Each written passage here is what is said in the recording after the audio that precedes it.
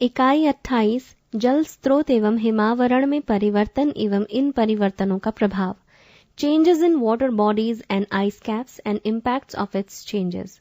वायुमंडल में carbon dioxide, methane, nitrous oxide आदि ग्रीन हाउस गैसों की मात्रा में वृद्धि के कारण ग्लोबल वार्मिंग की समस्या उत्पन्न हो रही है।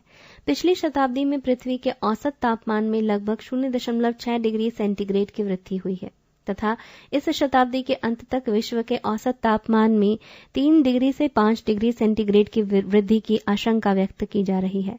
तापमान में वृद्धि के कारण हिम आवरण में कमी आ रही है। आर्कटिक क्षेत्र में तापमान वृद्धि की दर विश्व के औसत के 2 गुने से भी ज्यादा है।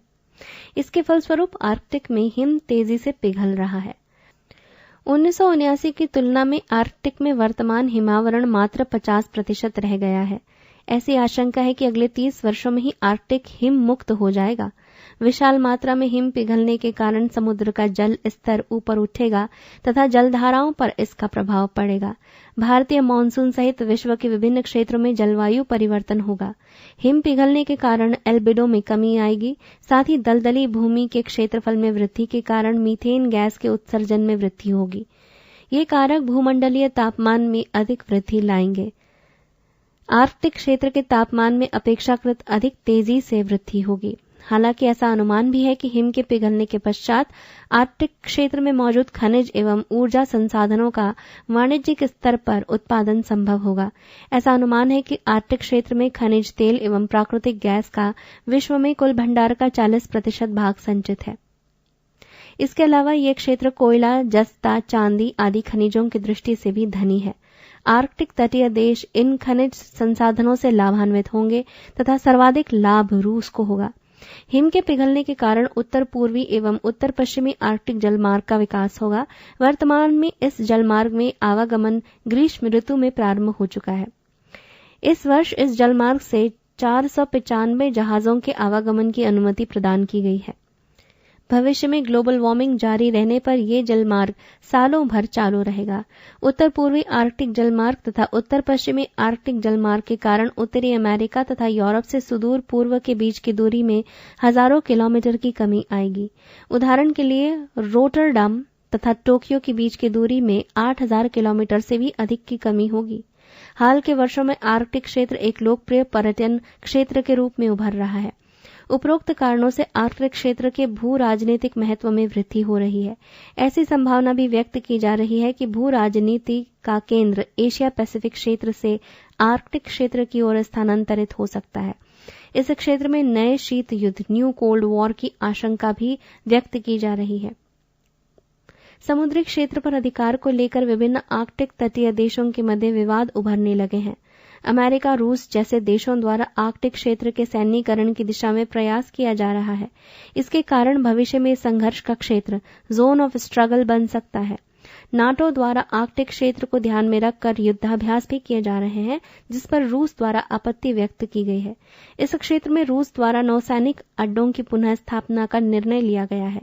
रूस का नाभिकीय पनडुब्बी बेड़ा कोला प्रायद्वीप पर तैनात किया गया है।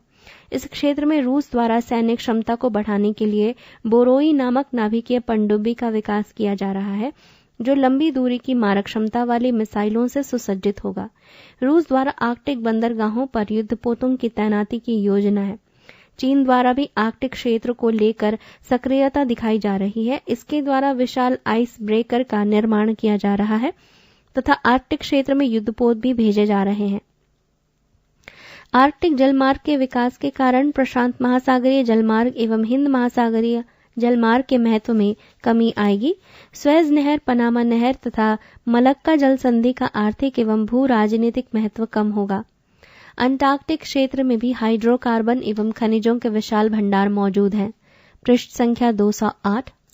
ग्लोबल वार्मिंग के कारण अंटार्कटिक क्षेत्र में भी हिमावरण का संकुचन होगा, अतः भविष्य में अंटार्कटिक के संसाधनों का विदोहन संभव है।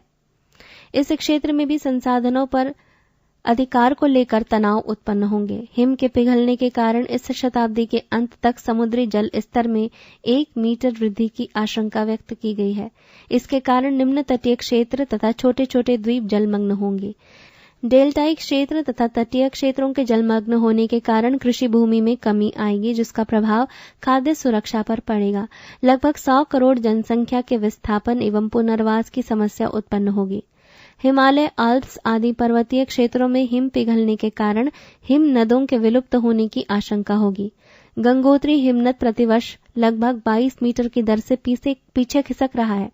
हिम नदों के तेजी से पिघलने के कारण प्रारंभ में नदियों के जल की मात्रा में वृद्धि होगी, परंतु हिम नदों के समापन के पश्चात गंगा, यमुना जैसी सदावाहिनी नदियां मौसमी नदियों में परिवर्तित हो जाएंगी। इन नदियों में जल की कमी के कारण अंतर्राज्यीय एवं अंतर्राष्ट्रीय जल विवादों की समस्या उत्पन्न होगी। हिमालय एवं अन्य पर्वतीय क्षेत्रों में हिमनद के पिघलने के कारण अनेक हिमानी झीलों का निर्माण हो रहा है।